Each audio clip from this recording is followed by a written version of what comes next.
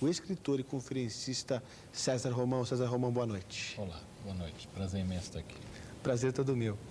César Romão, eu vou começar tentando fazer uma defesa prévia da minha ausência no Câmera Aberta ao Vivo. O programa está sendo gravado, você sabe disso. Eu perguntaria para você, César Romão, você me responda seriamente, independentemente da nossa amizade, que já é de longa data, o seguinte: você tem acompanhado Câmera Aberta Regional e Câmera Aberta Nacional. Um programa atrás do outro, das 19 às 20, depois das 11 à meia-noite. Eu vou perguntar para você, as minhas férias nesse período são merecidas ou não? Olha, eu acho que sim, mas quem vai sentir saudade é o público, né? Porque você vai ter que deixar tudo arrumadinho aqui, né? Para que o público possa ter a qualidade de programa que vem tendo. Aliás, estão de parabéns você, a tua produção, os debates, realmente debates de alto nível, pessoas inteligentes, pessoas que conhecem aquilo que estão debatendo. E eu acho que isso é que falta na televisão brasileira.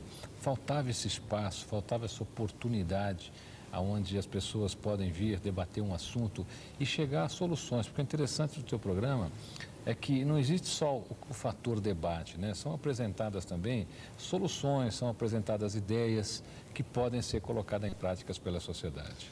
E aí, César, eu só estou, então, dizendo isso e perguntando isso para você, porque eu sei que depois tem gente que fica reclamando, puxa vida, ele não fez o programa ao vivo. Então eu já de antemão peço aí desculpas ao público, mas o público, em contrapartida, recebe aí entrevistas de alta qualidade como esta do escritor César Romão, um dos maiores escritores do país. E eu vou começar, César, exatamente explorando e abordando essa questão. Como é que surgiu essa sua paixão pelos livros? Primeiro, acredito eu, lendo, e na sequência escrevendo livros. Olha, Fernando, eu acho que todo mundo gosta de escrever. Eu faço uma pergunta aqui: quem é que já não arriscou um poema, né? Quem é que já não arriscou uma poesia lá para agradar alguém no dia da mãe, no dia do pai, no dia dos namorados? Quer dizer, alguém sempre arriscou um bilhetinho mais arrojado, um bilhetinho mais avançado. Então, acho que todo mundo gosta de escrever, todo mundo tem um pouquinho dessa coisa de poeta. Algumas pessoas se dedicam mais, né? Foi o meu caso, e outras não. Eu acreditei muito, né, que eu poderia escrever, sempre escrevi. Antes do meu primeiro grande sucesso, eu já tive outros 3 livros que não fizeram um grande sucesso, mas tiveram aí o seu espaço. E o meu grande best-seller foi em 1991, foi o livro A Semente de Deus. Desde o dia que foi lançado, nunca mais parou de vender. É um livro que ainda frequenta a lista de mais vendidos no Brasil. É um livro que já está em diversos países, acompanha o sucesso que tem aqui no Brasil. E A Semente de Deus abriu a minha carreira literária, tanto no Brasil como em outros países. Hoje são 9 títulos. É uma coisa interessante na minha carreira também, porque os 9 títulos se comportam como livros atemporais, né? Porque todos vão vendendo comitantemente, todos têm o seu espaço, todos têm os seus leitores. Inclusive, recentemente, eu queria até aproveitar aqui e fazer um agradecimento em rede nacional aqui ao seu programa, para a rede de livraria Siciliano, que fez uma homenagem ao meu trabalho, me colocando como patrono, né? E isso foi uma festa muito bonita, foi uma homenagem muito bonita pelos amigos da Siciliano, seu Edson Norato, seu Oswaldo Siciliano. Segue aí o meu abraço aí a todos vocês. Ok, um abração para o Oswaldo Siciliano. Eu tive a oportunidade de trabalhar com ele quando eu fui, vocês sabem dessa história, eu fui do Clube de Jovens do Rotary, do Interact, Sim. De 14 anos, 15 anos, e à época eu editava sabe o que acontece? Que a gente agora tem um pouquinho de tempo, né? Nós editávamos um jornalzinho, antes da revista que você conheceu, inclusive foi um dos nossos principais articulistas. E a gente, quando comprava papel, comprava do seu Oswaldo Siciliano, das livrarias dele, com desconto. E aí, a Livraria Siciliano faz agora, este ano, 75 anos de mercado. Então, é uma das mais tradicionais livrarias, pontos de vendas, né, de livros e de apoio ao escritor. Porque isso é que o autor precisa hoje, sabe? Eu acho que o autor brasileiro precisa de um espaço como o da Siciliano, como o da Saraiva. As pessoas estão acreditando um pouquinho mais na literatura. Me dizem muito que o brasileiro não lê, Fernando Mal. Ah, mas Romão, o brasileiro não lê. Como não lê? É só você pegar a vendagem de livro do Romão nos últimos 10 anos, o recente lançamento, que é esse livro aqui, que é o Tudo Vai Dar Certo, que em menos de 2 meses aí nós já estamos virando aí para a 5ª edição, e são edições ampliadas, quer dizer, são edições com um número de impressão muito grande. O brasileiro lê sim. O que precisa é a gente incentivar um pouquinho mais a leitura, já começar com as crianças, né? Porque eu me lembro que quando a gente era pequeno, então normalmente nos forçavam a ler um livro para fazer um trabalho na escola, e na minha opinião isso foi o que causou o trauma da leitura no Brasil. Eu tenho dito em congressos que eu tenho feito aí palestras para professores, eu tenho deixado a seguinte sugestão, que quando vai se recomendar um trabalho numa escola, que esse trabalho seja recomendado com 4, 5 títulos que as crianças possam se identificar, que o aluno tenha a opção de escolher e ele possa escolher um título que lhe agrade, um livro que possa fazer parte da sua vida como uma boa lembrança, como um bom companheiro, não como um sacrifício de ter que ler um livro para poder entregar um trabalho. É assim que a gente vai despertando a leitura nas crianças e até nas pessoas, né? As pessoas não necessariamente precisam ler o que está na crista da onda, o que está aí fazendo um grande marketing. As pessoas precisam ler um livro que faça parte da vida delas.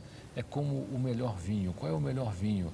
É aquele que te traz uma recordação do seu melhor momento, como diria o meu amigo Elídio Lopes, lá da Terroir. Então, eu acho que a lembrança que você tem daquilo que você faz é o que vale. Perfeito. E eu queria aproveitar, César, este momento de entrevista em que a gente pode avançar com profundidade em alguns temas. Eu queria retomar um pouco a questão do início da sua carreira de sucesso como escritor. Eu queria que você contasse para o telespectador um pouco da história, como é que chama, do maior número de livros na biblioteca. Você tem essa história, não tem? Tem. Essa acho que é interessantíssima, porque você realmente naquele momento acreditou. Deixa eu mostrar aqui para a nossa câmera mostrar. Você realmente naquele momento você acreditou que tudo daria certo. Como é que é essa história, César? Bom, eu já sou otimista de nascença, né? Porque eu sou geminiano. Geminiano tem excesso de otimismo. E por excesso de otimismo a gente também erra, né? Tudo que é em excesso, né? E eu me recordo que nos meus primeiros livros eu mesmo tive que comprar os meus livros, porque ninguém queria. Então eu comprei os livros, guardei lá no meu escritório, e os amigos iam lá e diziam, puxa, Romão, você vai escrever, para com isso é bobagem. Mas milhares, né? Pô, milhares. São 3 mil livros, né? Eram 3 mil livros. Pô, só você escreve, só o seu pai e sua mãe lê, você mesmo compra, coloca aqui no seu escritório. Mas aí eu brincava comigo mesmo e dizia o seguinte, eu já sou um sucesso, porque eu sou o único autor em todo o mundo que tem 3 mil livros em sua biblioteca escritos por ele mesmo. Né? Então já era um sucesso. Foi aí que veio a Semente de Deus. A Semente de Deus, quando saiu, ela foi um marco, até hoje. É um livro, inclusive, recomendado por Og Mandino, que é um tremendo vendedor de livros no mundo inteiro. Tem livro hoje em 150 países. Imbatível, não tem autor que vende mais livros do que ele. É um livro que foi recomendado por ele. E após a Semente de Deus vieram os outros títulos, A Razão da Vida, O Quarto Rei Mago, A Conduta Mágica, Fábrica de Gente, Sonhando e Realizando, Seu Futuro Depende de Você, Tente Outra Vez, e agora o Tudo Vai Dar Certo. Inclusive tem uma coisa interessante, os meus livros tiveram determinadas adoções, né? Tem muita adoção em escola, tem muita adoção em empresa. Eu, juntamente com um amigo, Tenente Anselmo Cassiano, General Roberto Albuquerque, a gente acabou fazendo um trabalho de motivação na Força de Paz da ONU e os soldados levaram para o Timor-Leste o livro Sonhando e Realizando. Então, os livros foram encontrando o seu caminho, né? Eles não têm muita idade, eu recebo correspondências de jovens aí de 14 anos, 13 anos. Outro dia eu recebi uma carta de uma menina de 11 anos que estava lendo Sonhando e Realizando. Então, eu acho que a minha carreira, eu acho que os livros são livros que falam com o coração, são livros que falam com o sonho das pessoas, com aquilo que as pessoas querem. E são livros de experiência própria, né? Porque o importante é o seguinte, é você colocar ideias que você tenha vivido, que você tenha condição de viver e que as outras pessoas também possam viver e isso possa fazer diferença na vida delas. Com muitas emoções. Sempre, porque de todos os seres do planeta, nós estamos aqui já há 14 milhões de anos, desde o nosso primeiro ancestral, o Homo erectus. Então, nesses 14 milhões de anos, o que é que fez com que nós atravessássemos esses 14 milhões de anos? A diferença entre os seres humanos e o resto da natureza é que nós temos emoção. A nossa emoção de caminhar, a nossa emoção de andar, a nossa emoção de sentir, a nossa emoção de nos ligarmos fraternalmente aos seres da nossa espécie ao longo desses milhões de anos, é que fez com que nós nos tornássemos o produto mais antigo do planeta. E agora, com o avanço da genética, a nossa visão e a nossa expectativa de vida, né, vem aumentando a cada ano. Então, eu vejo muita gente hoje aí com 50 anos, dizendo, poxa, eu vou me aposentar. Eu falo, uau, vai ter que viver 35 anos sem fazer nada. Porque a nossa média de expectativa de vida hoje está se cada vez aumenta, cada vez aumenta, né? Agora, César, você fez alusão a uma frase que é famosa, o adágio que diz que de médico e louco, todo mundo tem um pouco. Agora, de poeta, para mim, é novidade, quer dizer, você diz que a gente também tem um pouco de poeta. Eu queria falar com você sobre o mercado editorial brasileiro. Você começou abordando que o brasileiro, na sua opinião, lê.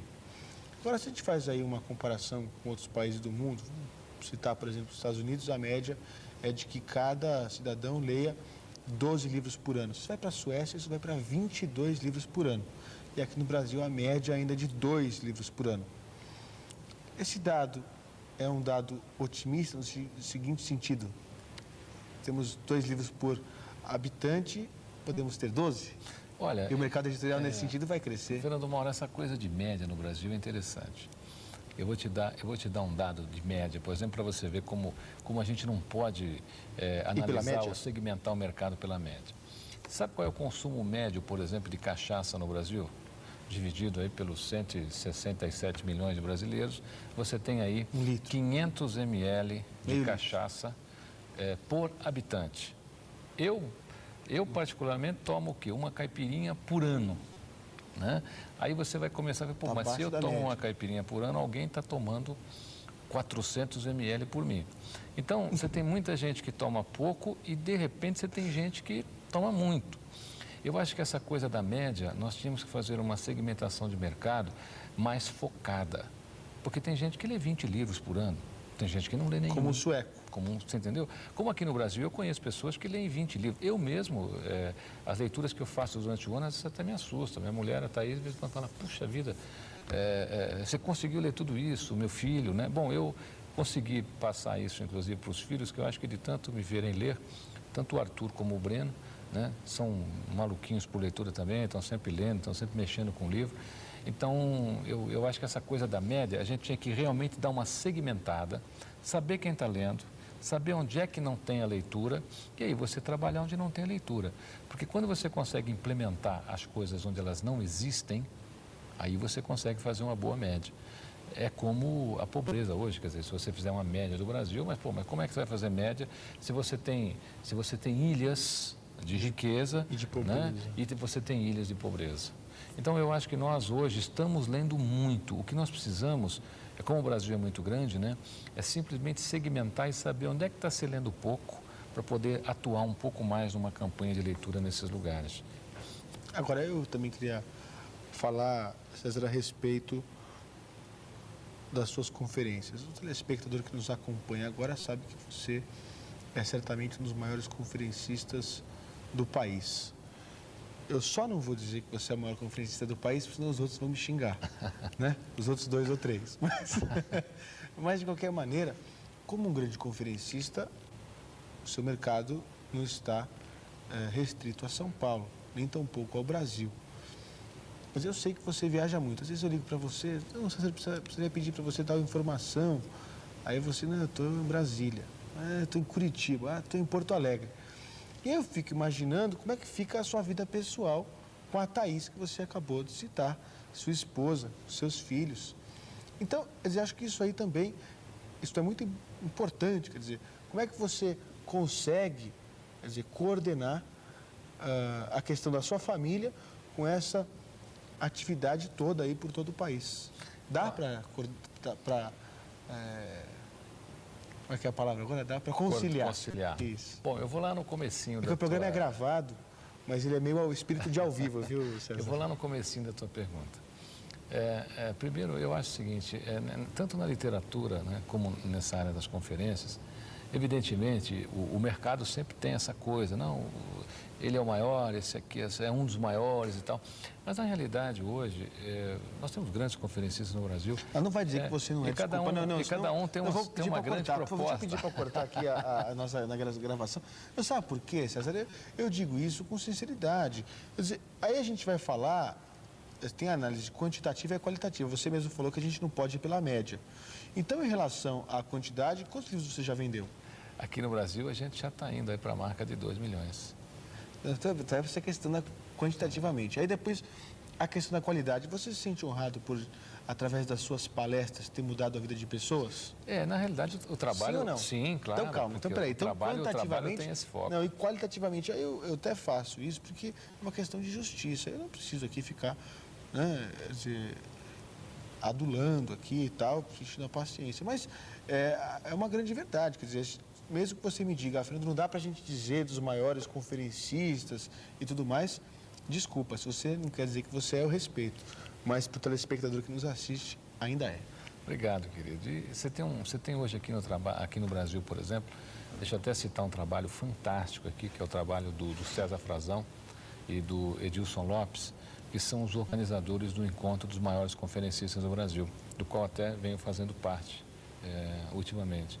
E é um encontro que poucas pessoas... Olha, você não deve perder. Toda vez que você receber notícia que esse encontro está acontecendo, vá, porque vale a pena, você vai ver propostas lá fantásticas. Essa carreira é uma carreira interessante, quer dizer, no início você vai viajando, aí você começa a perceber... Eu comecei a perceber que realmente eu estava me distanciando um pouquinho da família. Então, o que eu fiz? Eu reduzi o número de conferências, quer dizer, a gente tem uma média hoje, que é uma média de 10 eventos por mês, no máximo 12. Né? Se tiver que viajar muito longe, eu já penso um pouquinho hoje. Né? Sempre que possível, estou levando a minha mulher junto. Sempre que possível, um dos filhos juntos. E se o evento for de sábado ou domingo, o cliente só me leva se levar a minha família. Né? E se essa data estiver disponível, ele vai ter que levar a família toda lá para ter a conferência. E isso foi um diferencial no mercado, porque no começo o pessoal dizia, poxa, Romão, mas são 5 passagens, poxa, mas é o único jeito, é sábado e domingo, eu não vou deixar minha molecada aqui. Olha, quer saber? Achei legal, achei bacana, achei verdadeiro, está aqui. Então, hoje ficou um diferencial competitivo, porque os clientes hoje que fazem evento de sábado e domingo já sabem, né? Acabam levando a família toda, eu faço o evento e depois a gente aproveita para descansar um pouco com a família. Porque senão, sabe o que acontece? Não vale a pena. Porque se não adianta você ter sucesso literário, você ter sucesso no palco, se você fracassou lá atrás. Se você foi ausente com o seu filho, se você foi ausente com a sua mulher, o que adianta você fazer 30 conferências por mês se você vê o seu filho a cada 20 dias, se você fica falando com ele por telefone? Eu acho que na vida, nós, quando fazemos as coisas, temos que estar disponíveis a pagar o preço e não nos rendermos tão facilmente a todas as coisas que a vida às vezes nos coloca como uma atração fantástica, né? Que lá na frente você pode pagar muito caro por isso. E olha, não há o que pague o seu convívio com a sua família, com a sua mulher, até porque esse é o seu mundo, né? Esse é o seu mundo. Eu acho que quem tem sucesso hoje, o sucesso ele tem que estar nesse pilar. Ele tem que estar no pilar da família, né? Ele tem que estar no pilar dos seus negócios e no pilar da ética. Às vezes as pessoas dizem, poxa, Romão, mas ter ética no Brasil, pô, é tão difícil. Olha, é difícil às vezes vencer com ética, eu admito isso. Mas todas as vitórias que você conseguir sem ética, eu garanto que você não vai levar até o final. As únicas que vão sobrar para você e para a tua geração são as vitórias que você conseguir com ética. Traduzindo, você vive aquilo que você prega. Esse é o desafio, Fernando Mauro. Quer dizer, se você acredita numa coisa, e você quer que as pessoas, isso exerça influência nas pessoas, ou você vive o que você acredita, ou então você está mentindo, ou você tá fazendo uma coisa que não é compatível, né, com a sua crença. E quando a gente faz algo que não é compatível com a nossa crença, eu garanto a você que o mercado, e isso vem no mercado à tona rapidamente. Agora, o que adianta eu ser um conferencista e a minha mulher e o meu filho, por exemplo, os meus filhos, não terem orgulho disso? Pô, meu pai faz palestra e não vem em casa. Você entendeu? Claro. Então, eu acho que você tem que ter uma profissão onde a tua família possa te acompanhar, você não abandone a tua família, que é o principal, e as pessoas possam se orgulhar da tua profissão por elas poderem também participar. Inclusive no Japão, existe um processo japonês muito interessante, que os japoneses fazem questão, às vezes, de empregar parentes, de empregar familiares da mesma companhia em setores diferentes, porque ele quer que a empresa faça parte da vida dessas pessoas. Então, as pessoas falam da empresa no almoço, no sábado, no domingo, e a empresa não é uma coisa que separa. Se a tua profissão estiver te separando da tua família, opa, você tem que parar e tem que refletir um pouquinho sobre isso. Perfeito. Eu também queria te perguntar agora, César, sobre pioneirismo. Você estava citando a questão do Exército, você preparou a moral dos combatentes brasileiros que estiveram na Força de Paz da ONU, servindo no Timor-Leste, na reconstrução daquele país. Agora, eu estudei um pouco sobre o assunto e eu vi que você foi o primeiro escritor, palestrante, conferencista a fazer esse tipo de trabalho no Exército, até porque o Exército, diante do seu arcabouço tradicional, não aceitava esse tipo de interferência externa, se é que a gente pode chamar assim. Qual é que foi essa sua experiência com o Exército brasileiro rígido, tradicional, que a gente vê, né, os sujeitos todos fardados, com aquele formalismo todo? Você conseguiu quebrar as barreiras e entrar no coração dos soldados? Olha, é importante citar o seguinte. Melhor, Você disse, como você conseguiu quebrar as barreiras e entrar no coração dos soldados? primeiro, é importante que existe sempre uma mente pioneira numa quebra de paradigmas como essa. E a mente pioneira foi o atual comandante do Exército, o general Roberto Albuquerque, seguido da sua equipe, né, o atual general Manuel Morata, tenente Anselmo Cassiano e tantos outros aí, coronel Filipes, coronel Santini, coronel Fernando, quer dizer, uma série de outras pessoas que fizeram parte da equipe, né, e ainda fazem, que foram pioneiros em abrir o leque, dizer, não, esse tipo de trabalho pode ser um trabalho importante, né, para os militares. E durante essa fase, que foram 2 anos, eu realizei para o Exército até o momento 36 palestras, né, seminários, porque é uma média de 2 horas mais ou menos cada evento. Eu aprendi muita coisa, também dentro do Exército, né, e levei a minha experiência para eles, para que pudesse servir de reflexão. Agora, por trás da farda, por trás da medalha, por trás de tudo que a gente vê, né, são pessoas. Né? Essas pessoas são casadas, essas pessoas têm família e essas pessoas têm um juramento e têm um compromisso com a pátria. E até uma coisa linda, eu tenho feito vários artigos. Você que acompanha aí as revistas que eu escrevo, os jornais, você pode até entrar no meu site www.cesarromão.com.br. Você vai ver lá os artigos que eu tenho escrito sobre o meu aprendizado junto ao Exército Brasileiro, a nível de Brasil, nesses 2 anos. Aprender com eles é uma coisa interessante. E a minha experiência também serviu para que eles pudessem refletir, né, e pudessem usar isso lá dentro. Eu acredito que o pioneirismo do general Albuquerque ainda vai transformar muito o Exército Brasileiro. Eu tenho certeza que essa equipe toda dele ainda vai fazer muita coisa legal. Por quê? Porque o Exército tem como meta, por exemplo, que a sociedade saiba mais sobre ele. Né? Que a sociedade saiba os grandes trabalhos sociais que ele faz, que a sociedade possa reconhecer o grande trabalho educativo que ele faz. Olha, quando você fala, por exemplo, Fernando Mauro, em defesa de natureza aqui no Brasil, os maiores defensores da natureza aqui no Brasil é o Exército, né? Quando você fala aqui em ação social, aonde alimento não chega, quem leva é o Exército. Quer dizer, o nosso Exército é que atravessa aí florestas, atravessa rios, às vezes, para levar remédio, para levar alimento.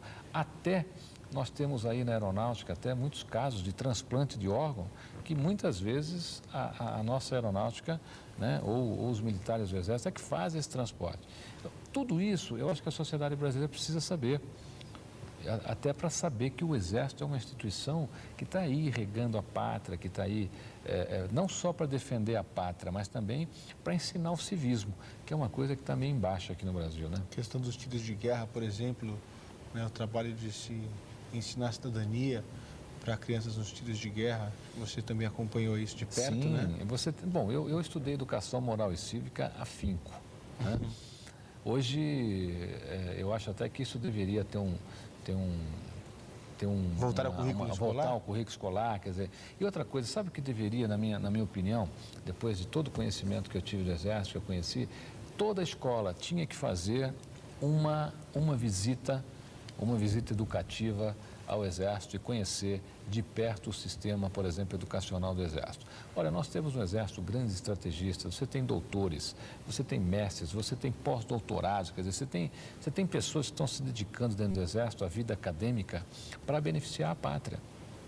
E essas pessoas têm muito a ensinar para a nossa sociedade. Então, fica aqui até a minha sugestão para que as escolas comecem a promover aí, eu tenho certeza que o Exército vai receber de portas abertas, né? Excursões, né? Encontros, visitas, para que a sociedade escolar, as pessoas que estão academicamente atuando, possam conhecer mais de perto esse trabalho fantástico que o Exército Brasileiro vem desenvolvendo no Brasil. Quando você convidou o telespectador para que acessasse o seu site, www.cesarromão.com.br, eu só pediria que você explicasse. É César e o mesmo R já é para Romão? Isso, é como se escreve, César Romão com os dois R juntinhos. Dois, ali. Quero saber, dois R juntinhos. Então, estou só perguntando isso para você, porque o nosso gerador de caracteres já está providenciando César Romão com os dois R's juntinhos.com.br. César Romão, eu avanço com você no que diz respeito ao tema mídia, comunicação nos dias atuais. A gente tem visto aí muita procura pelo Ibope. Então, por exemplo, nós estamos agora em rede nacional de televisão, nós estamos no horário nobre, das 11 à meia-noite, um dos melhores horários da televisão brasileira. E estamos fazendo aqui uma programação onde você não está acompanhando nenhuma baixaria, nem sensacionalismo. É isso que o telespectador quer ver hoje? Ou ele continua querendo ver sensacionalismo público? Está tomando posturas diferentes em relação às redes de televisão? A impressão.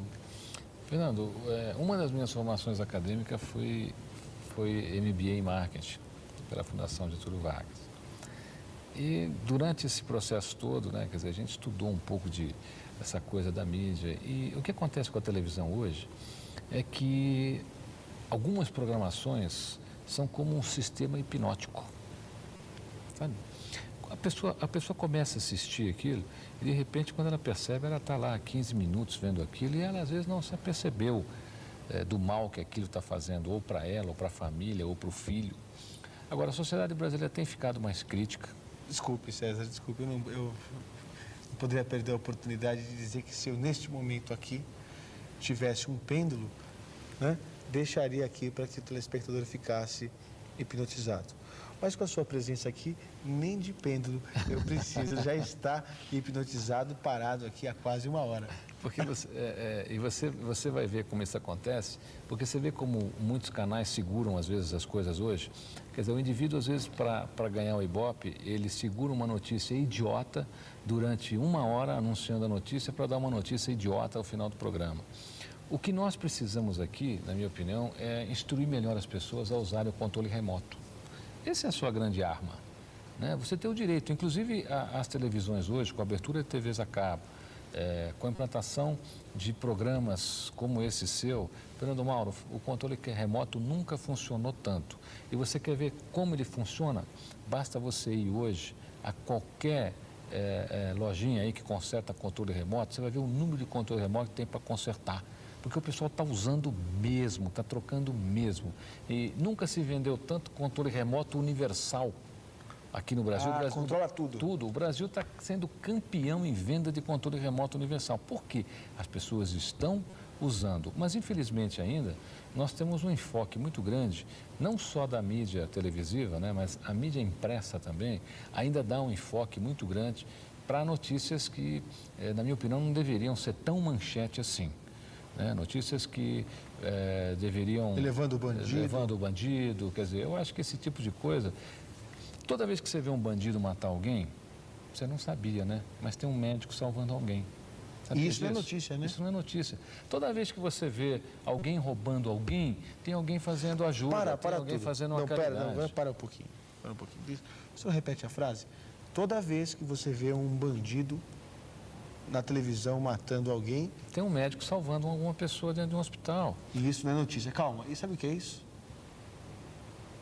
Não sabe. A sociedade acha que é obrigação da gente fazer o bem, né? Isso é uma pérola do Câmera Aberta que precisa ser pinçada desse programa e ser publicada no jornal Primeira Mão. Porque esse programa é uma mídia interativa. Nós temos ele na internet, nós temos ele aqui em rede nacional de televisão, temos em rede local, no canal comunitário de São Paulo, canal 14 da NET, ele é reprisado.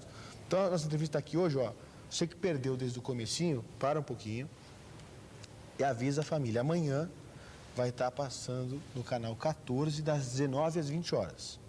Não conseguiu chegar em tempo? Tem o mesmo programa, da 1h30 às 2h30 da manhã. Quer compilar as pérolas do Câmera Aberta? Compre o jornal Primeira Mão, terça, quinta ou sábado. Quer ouvir em rádio? Vá falar com o nosso amigo Samir Achou, a rádio Trianon AM 740. Quer ver, isso é AM, né? Agora, quer ver rádio FM? Não posso revelar ainda a rádio FM. Mas eu quero passar agora, então, já que você citou aqui, fez... O que é a pérola do Câmera Aberta? Pensamento brilhante que vai ser impresso. Vamos, então, passar a propaganda de 30 segundos do jornal Primeira Mão. Na sequência, eu volto com o escritor e conferencista César Romão. E aí, amor, será que vai dar negócio? Meu Primeira Mão! Meu Primeira Mão!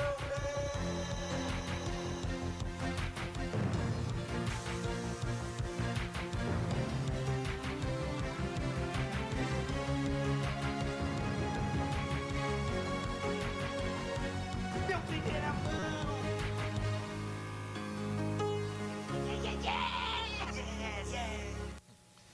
Todo dia é um bom negócio.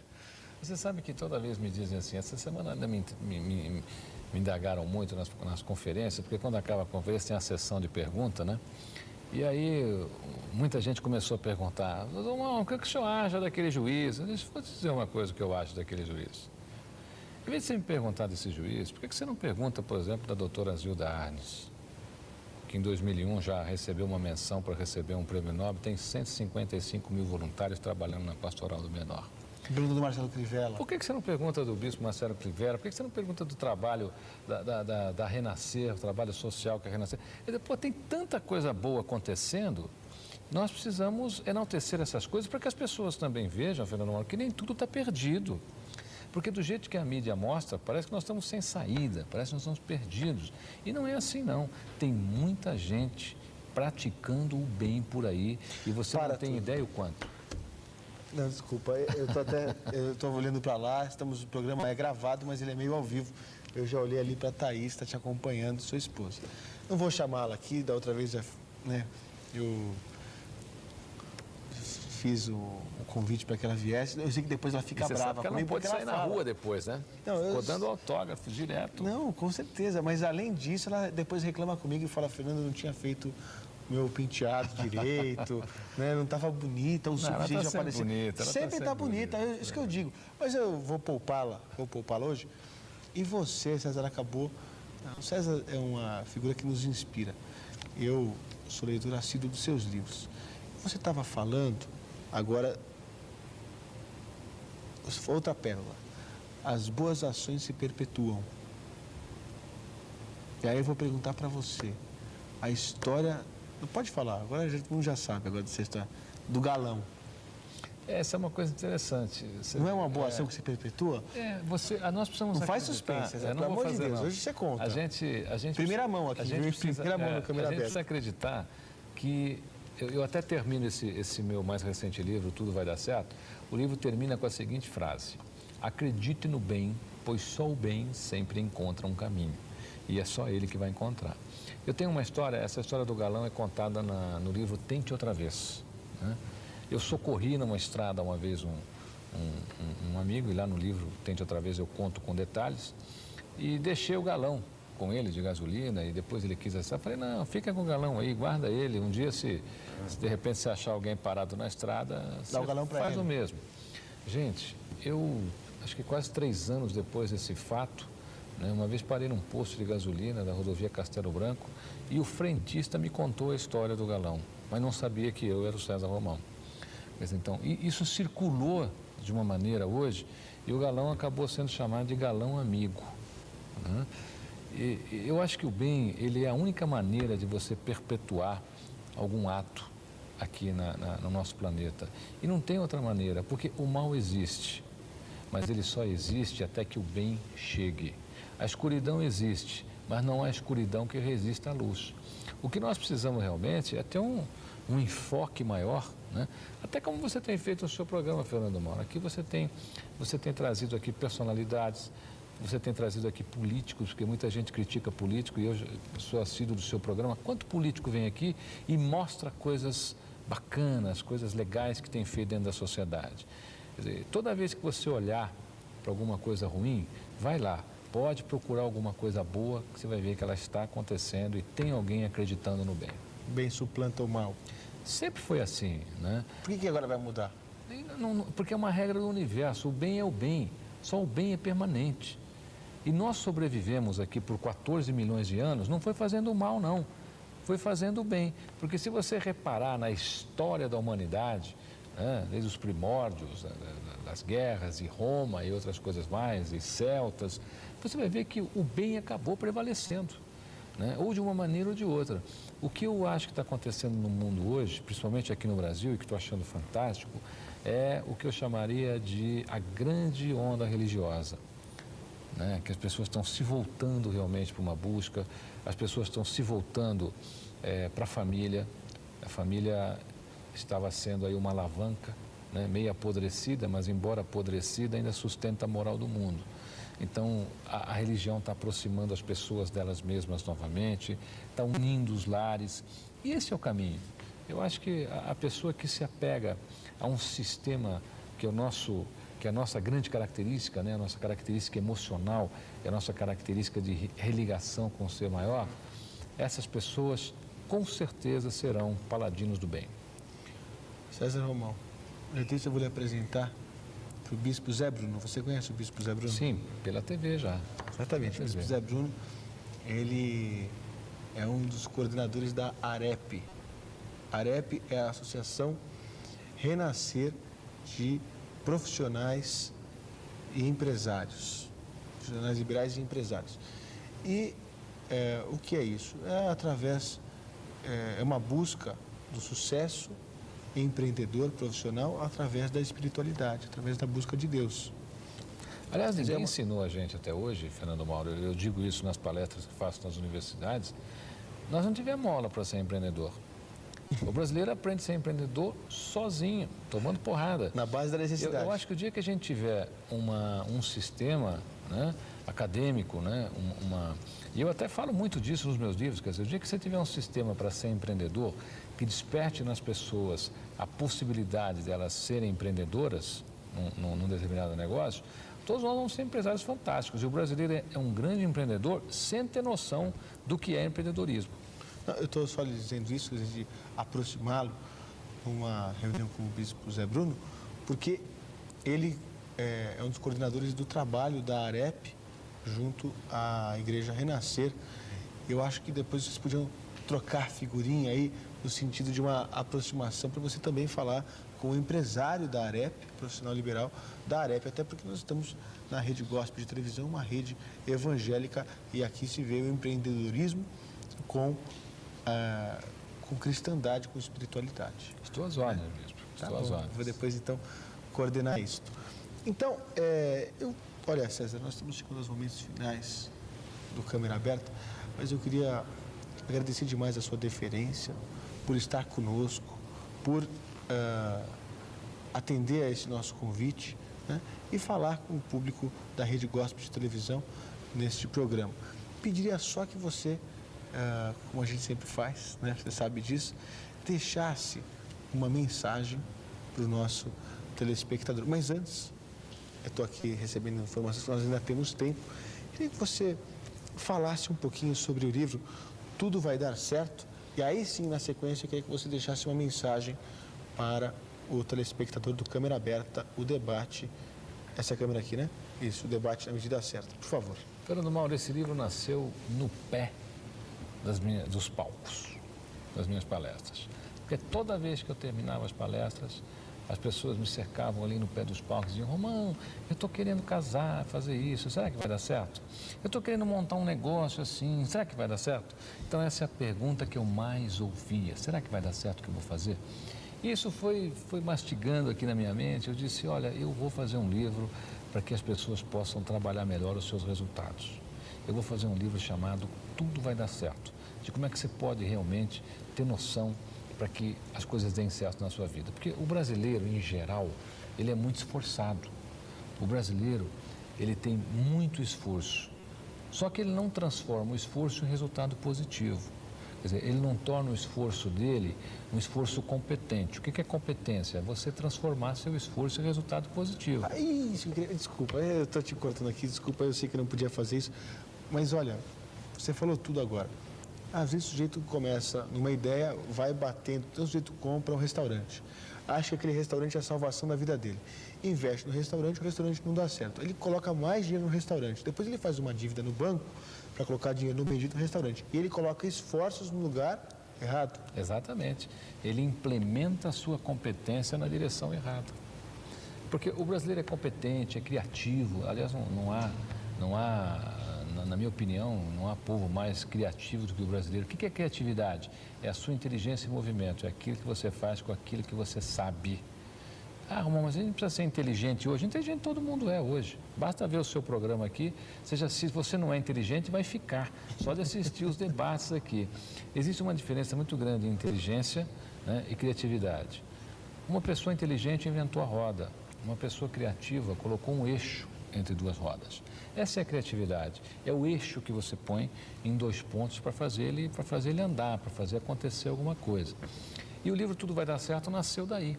Como é que as pessoas, por exemplo, podem entrar num relacionamento sem pular de cabeça? Porque hoje, Fernando Mauro, é impressionante. A moça conhece o rapaz abre a porta do carro para ela já acha que é o homem da vida dela, né? Então, as pessoas já colocam... Já quer casar, não, já casa, isso que é pior.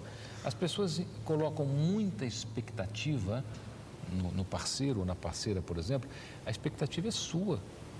E quando você põe muita expectativa em alguém, você está deixando de ver como essa pessoa realmente é. Então você põe a expectativa de que será o príncipe, você põe a expectativa de que aquela pessoa vai arrumar a sua... E de repente não é nada disso. Você não deve colocar expectativas porque a grande frustração vai ser sua. Eu acho que a gente tem que entrar por um campo onde as pessoas se conheçam plenamente, se conheçam abertamente. E nos negócios é a mesma coisa. Os negócios dos brasileiros, por exemplo, o brasileiro é muito emocional para negócio. O brasileiro é muito apegado emocionalmente, ele não é muito racional para negócio, né? É o que você disse: não, mas eu comprei esse bar, esse restaurante, ele vai ter que dar certo, porque é um negócio da minha vida. Não, mas não é um negócio da sua vida, mas não dá lucro. E aí ele fica batendo naquilo. E o livro é para você, é para que você possa encontrar um caminho para transformar o seu esforço em resultado positivo.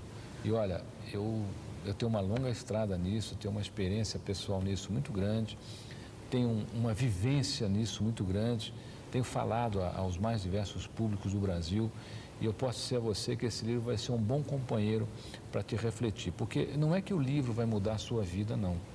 né? Vai arrumar um livro de autoajuda. Olha, não tem negócio de autoajuda é o seguinte, não existe outra ajuda que não seja auto. Só quem pode se ajudar é você. Não adianta eu te dar o remédio e você não tomar, quer dizer, você tem que tomar o remédio. Então, o livro, na realidade, ele é para que você reflita. O livro vai causar profundas reflexões para que você enxergue onde é que você está e para que você possa criar um caminho até onde você quer ir. Porque se você não tiver um caminho e não souber para onde você vai, qualquer caminho serve. Porque caminho é caminho, não chega em lugar nenhum. E se você não construir o seu futuro, você vai viver com o futuro disponível nas prateleiras do mundo. E eu garanto a você que toda a infelicidade desse planeta reside aí. As pessoas não constroem o seu futuro e vivem com o futuro que está disponível aí nas prateleiras do mundo. Agora, César Romão, eu pedi para que você falasse aí um pensamento. Quer dizer, deixasse para o telespectador que nos acompanhou até esse momento no Câmera Aberta, o debate na medida certa, que já conseguiu compilar as pérolas do Câmera Aberta que depois são digitadas e materializadas no jornal Primeira Mão. Quer dizer, eu sempre que tenho você nos nossos programas, para nós é uma honra, e essas palavras de entusiasmo, essa palavra de dizer, olha, tudo vai dar certo, animam o telespectador que está nesse momento acompanhando essa programação para que cada vez mais busque e alcance os objetivos. Então, por favor, eu queria que você falasse uma das suas pérolas, uma das pérolas de César Romão. Eu vou sugerir, não é nenhuma recomendação, eu vou sugerir a você que pare de agir como um regador de grama. Muita gente age assim. O regador de grama joga água lá embaixo, mas às vezes no pé dele é seco. Ele não molha o localzinho que ele está colocado ali. Muita gente acredita que o seu melhor dia está por vir e perde os dias de hoje. Muita gente acredita que o seu grande amor é aquele que estava lá no passado, ou aquele que vai chegar e não investe no seu amor que está do seu lado. Então, as pessoas estão sempre vivendo ou lá atrás ou lá na frente. Estão esquecendo de viver o seu momento. Eu vou sugerir a você que empregue tudo no momento atual, esse seu momento.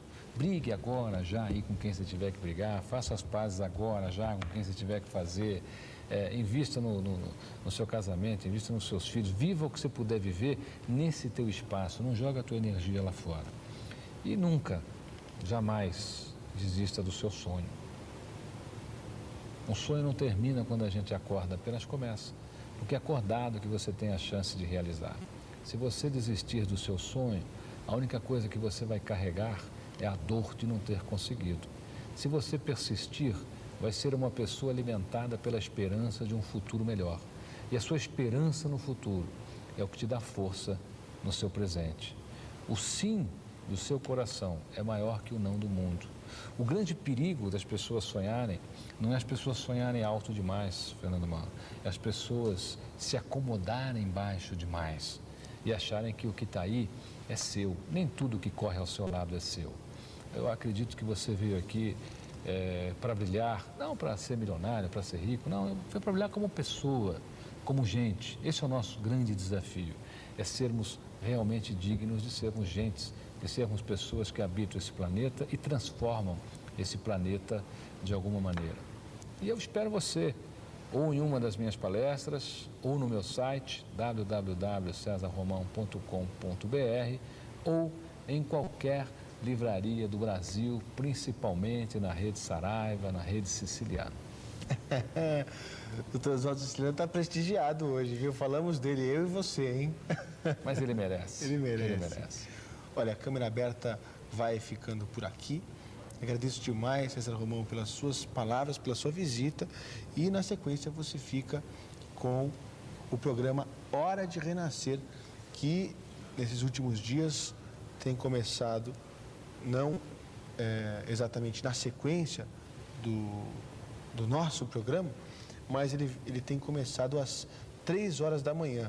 Já ele volta para meia-noite, às 3, mas por enquanto ele tem começado exatamente às 3 da manhã. Provavelmente quem deve estar com você, o programa é gravado, então a gente não sabe quando é que ele está indo ao ar exatamente, mas provavelmente vai estar com você o bispo Rubens de Sá, também aí discutindo temas polêmicos, os temas atuais, tendo sempre aí a visão cristã a respeito dos assuntos em pauta. Câmera Aberta fica por aqui. Muitíssimo obrigado à sua audiência. Nós voltamos amanhã. Um abração a todos. Até mais. Tchau, tchau.